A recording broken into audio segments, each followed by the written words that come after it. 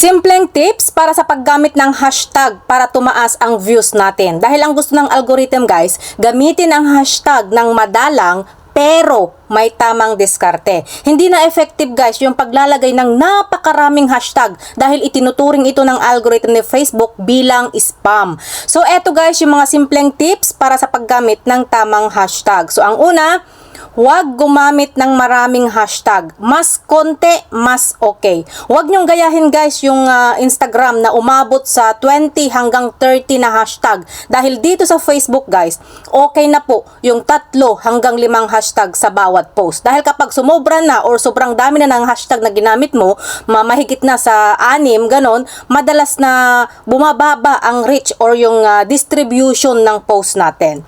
Pangalawa, relevant hashtag. Gumamit ng hashtag na tugma or related doon sa post mo. For example, kung yung video mo is nagluluto, pwede mo siyang lagyan ng hashtag cooking tips, hashtag Pinoy food, mga ganon. Basta about sa pagkain, about sa pagluluto. Basta related siya sa pagluluto. Huwag mong lagyan guys ng mga sikat na hashtag na for example yung mga hashtag sports, hashtag travel, at kung ano-ano pa na mga hashtag na mga sikat na hindi related doon sa video mo. Dahil kapag ganon ang ginawa mo guys, malilito ang algorithm at hindi na niya ipapakita pa ang video mo sa tamang tao. Pangatlo, siguraduhing tama ang format.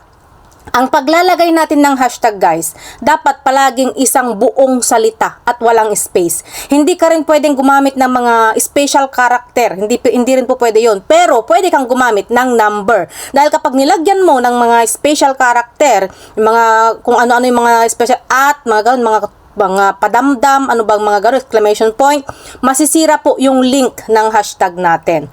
At ang pang-apat, ilagay sa tamang pwesto. Mas magandang tingnan guys kung ilagay mo yung mga hashtag mo doon sa bandang baba ng caption, doon sa pinakababa.